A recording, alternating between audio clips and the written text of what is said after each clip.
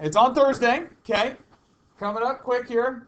Currently, we're seeing around 15 questions and 77 points, okay, grand total. So it's a little bit juicier than a regular unit test. But this is all stuff you've seen before. Now, the questions are not exactly the same, but a lot of them are going to be really similar formats to what you've seen before. Like, a lot of the questions you'll be like, oh, yeah, I remember seeing something just like this on the, the so-and-so quiz or test or whatever. How about you just make it one question? Uh-huh. Ask which picture a cat is. Right. It's the cat eye on the positive one. Go right back there, Destiny. All right, anyway, so all topics in the packet are fair game. So if it's in your packet, it's fair game to take on your test, okay? All topics that I talk about during class this week are also fair game. So if I don't talk about it this week and it's not in the packet, it's not on the test. Does that make sense? So, like, will SIG figs be on there? That's a great question. I'll get to that in 1 minute. It'll be good news, though. All right, sweet. Okay, now there's a few things I want to mention. Oh, yeah, we got to talk about questions 10 and 11. If you look at the back of the front page, the bottom of the back of the front page, questions 10 and 11, okay? So, let's see here. It says, what is a cation ion? How does it form? You should be able to answer that just fine. Okay, we talked about that. But what we did not talk about is what groups on the periodic table, blah, blah, blah. That is a Unit 5 question. We forgot to get rid of that one because usually we cover Unit 5 in the first semester. So this portion right here, you can ignore. You should still be able to answer the first 2 questions, but just that last question about groups on the periodic table, you can ignore that part. And if you take a look at the answer key, you'll see that I put ignore on this small section right here, okay? So don't worry about that. Groups on the periodic table, we haven't talked about any of that stuff yet, so don't worry about that. Let me see here. Other things to talk about here. Let's talk about specific values related to water, okay? Can anyone tell me what the C, that is the specific heat capacity of water, is? 4.18. Do you remember the units on that, anyone? 4.18 what? Grams per joule per something? Joules per gram degrees Celsius. There we go. Nice work. Joules per gram degrees Celsius. In other words, if you want 1 gram of water to change 1 degree Celsius, you have to pump 4.18 joules of heat into it. Okay?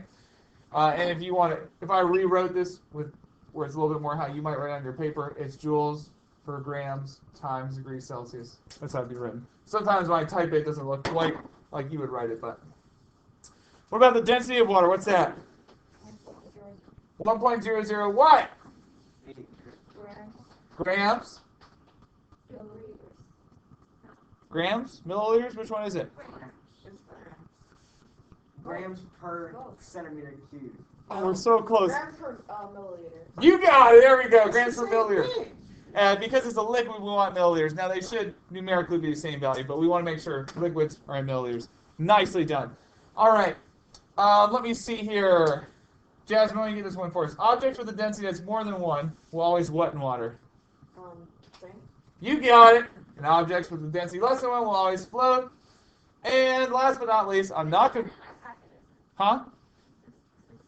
Whether it floats or not in 1. There's density problems. I don't know about the floating, sinking, if that's in your packet or not, but that's also part of the reason why I'm talking about right now. And this, I don't talk about this on Monday, Tuesday, or Wednesday, and it's not in your packet, and therefore, there will be no sig figs on the exam.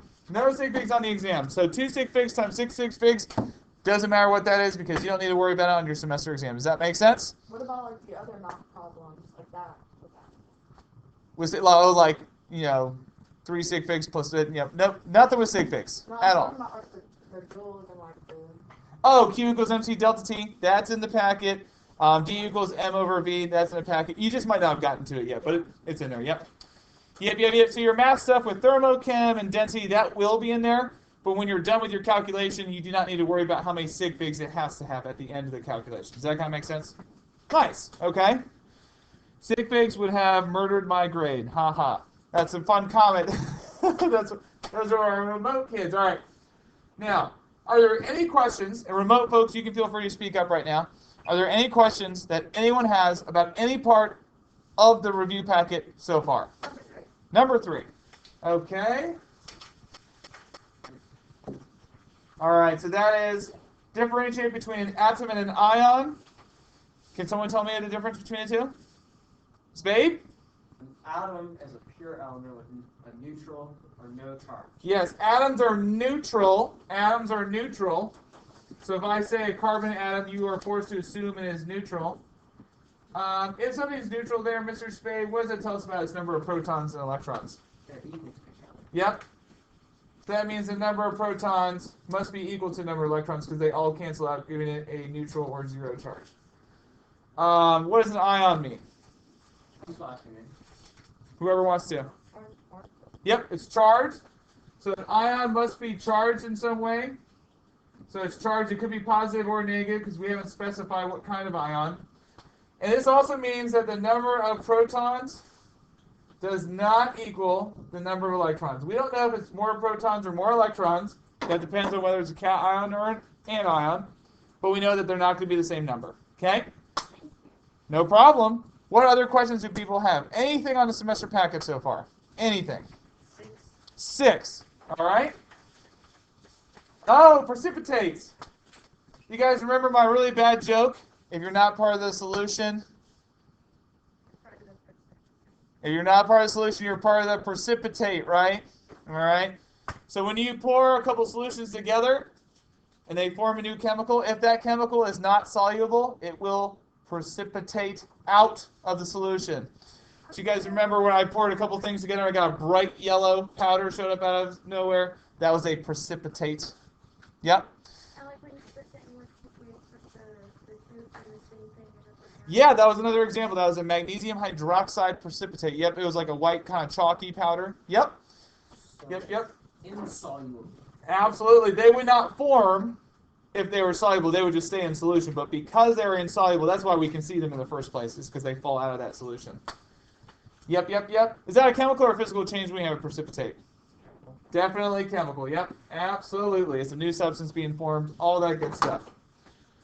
What other questions do we have right now? Yep. 16. 16. All right. Let's see what that was. I think that's on the third page. were we supposed to do the whole packet last night? Oh, no. I'm giving you all day yesterday and today. So many people may not have gotten to 16, and that's okay. Oh, I haven't got that. I'm just looking ahead. Oh, yeah, 16. Because I know how much. So I've had all of my classes today actually ask me about this one. I'll give you guys a little bit of a start. I'm not going to do the whole problem for you because most people probably haven't gotten to this problem yet. Okay, so this is a phase change calculation. Remember, I always encourage you guys to start by drawing that graph just to sort of give yourself some guidance. So you guys remember this? Up, flat, boom. What temperature is this at right here? 0. You got it. What about the second part? Because that is where water freezes / melts or boils / condenses, respectively. Okay. Well, we're told in this problem we're starting at 120 degrees Celsius. I don't know exactly where that is, but I know it's somewhere on this part of the graph because that's above 100. We're told we're going to negative 25. Again, I don't know exactly where that is on the graph, but it must be below 0 somewhere on this part of the graph. So I like to go through and count how many Q's I will need to calculate before I even plug in any numbers.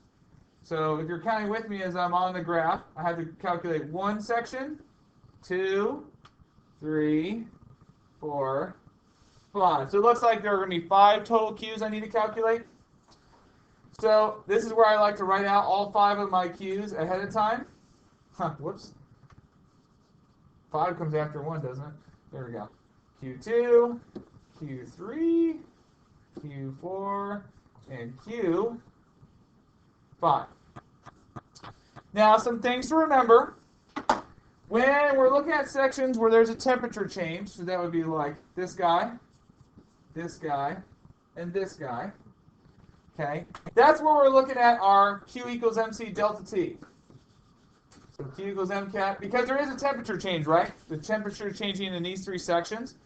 However, is the temperature changing in these 2 sections in blue? No. What's happening in those 2 sections in blue? A phase change, right? Or a state change, what people could say as well. where all the energy that's being removed or added to the substance is being used to change the state. We're going from a liquid to a gas or a liquid to a solid or something like that. So can you use Q equals MC delta T during those sections? No. Why not? Because it won't work because that's a change. Yeah, there is no delta T, right? So what are you supposed to plug in? So those blue sections, you need to use your mass times your delta H. Remember this? Yep. And your delta H's, so remember your fusion, okay, that's your cheap bridge, quote unquote, down here. And your vaporization is your expensive bridge up here. So that's plenty to get you guys started. I'm not going to do that whole problem again because a lot of you guys haven't been able to get to that problem yet, which is okay. I don't want to do the whole thing for you before you have a chance to do it yourself, though. Are there any other questions about this packet? Again, remote folks, you can feel free to speak up at this point. All right. Okay. Well, a reminder about a couple other things. Please don't forget that on Schoology, in that Week 17 folder, remember right below that is the Unit 5 packet. This is especially important for you Cohort A folks who are remote right now, because you will not see me again in person before you need that packet. Okay? You'll need that packet the first week of January. You got a couple of weeks. But you will not see me before then. So you want to make sure you get yourself a printed off copy of that, either by taking care of that yourself, or shoot me an email by like, hey, Mr. P, can you leave one up at the front office for me? Pretty please. I'm more than happy to do that. And also, now that it's Tuesday, if you go into the Tuesday folder, you will find, unlike yesterday where we had the first page front and back answer key, now in the Tuesday folder, we have the first 2 pages front and back answer key. So here you can see the first 2 pages, answer key back to back. In the Wednesday folder will be the first 3 pages front and back. So that will get posted tomorrow at 7 a.m. You guys are more than welcome to check that out. Let me see if there's anything else here. Live folks, please note that you're not going to spend the whole day reviewing tomorrow. You will have some time to do that, but we're also going to start getting the flame test lab started because you guys didn't get to do that in person. So tomorrow will be some flame test lab, some review packet. Okay? Alrighty. Yes, Mr. Williams. So, where is it? Oh, so an endothermic, that means heat is entering the system. Right. Endothermic does mean heat is entering the system, correct. Okay, so it's just exothermic heat is exiting. Exiting the system. Again, it's key that you're focusing on the system. It's exiting the system and is going into the surroundings when it's exothermic. Does that make sense? Great. Good question. All right. Anyways, so live folks, you guys go ahead and get cooking. I'm going to come around, check in on you guys, see what you've done in the packet, see what questions you have. Remote folks, I'm going to touch base with each one of you real quick before I send you on your way.